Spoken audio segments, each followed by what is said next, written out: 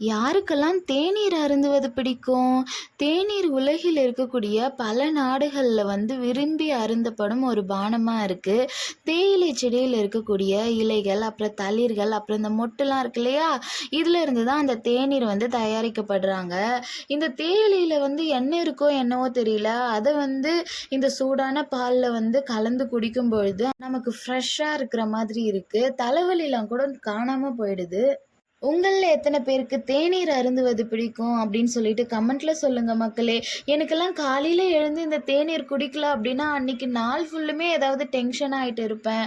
இல்லை அந்த டென்ஷன் ஆகும்போது அப்படியே தலைவலி சேர்ந்து வந்துடும். காலையில தூங்கி எழுந்த உடனே இந்த தேநீர் இந்த டீ குடிச்சா மட்டும்தான் நல்லா ஃப்ரீயா இருக்கும். உங்கள எத்தனை பேருக்கு இந்த டீ அடிக்டா இருக்கீங்க அப்படின்னு சொல்லிட்டு கமெண்ட்ல சொல்லுங்க மக்களே.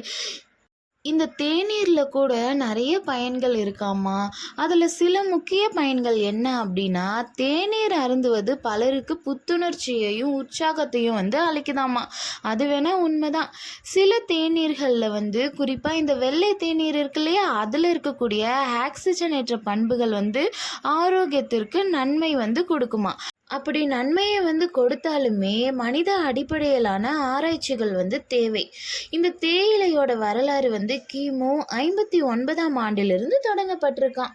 தேநீரை பற்றிய வரிகள், அதை பற்றிய கவிதைகள், அதன் ஆரோக்கிய நன்மைகள், வரலாறு, அதுக்கப்புறம் தயாரிக்கப்படும் விதம், இதெல்லாம் சொல்கிறேன்.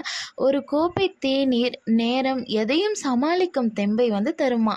அதுக்கப்புறம் இதோடைய கவிதை வரிகள் தேநீரோட உற்சாகமூட்டும் தன்மையை சூட்டுதான். தேயிலை செடியில் அந்த இலையிலிருந்து தயாரிக்கப்படக்கூடிய அந்த தேநீர் நமக்கு நோய் எதிர்ப்பு சக்தியை அதிகப்படுத்துறது இல்லாமல் மனதிற்கும் புத்துணர்ச்சியை அளிக்குமா.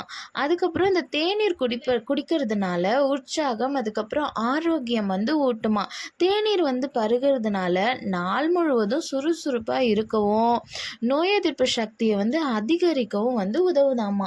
அடுத்து என்னன்னா மன அமைதி. சில சமயத்தில் தேநீர் அருந்துவது மனதை அமைதிப்படுத்துமா.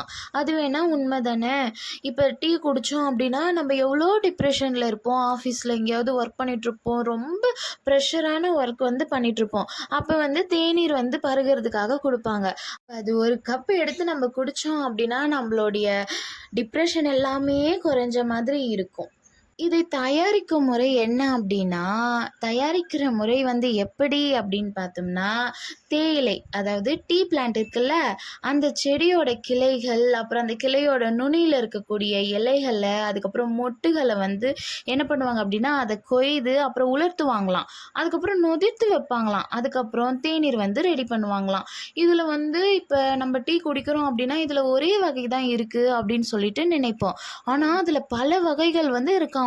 என்னென்ன அப்படின்னா கருப்பு, பச்சை, வெள்ளை, அதுக்கப்புறம் ஊலாங்கு அப்படின்னு ஏதோ சொல்கிறாங்க. இந்த மாதிரி பலவிதமான தேநீர்கள் இருக்காமா. மேலும் சில மூலிகைகளை கொண்டும் தேநீர் தயாரிக்கப்படுறாங்க. டாட்டா.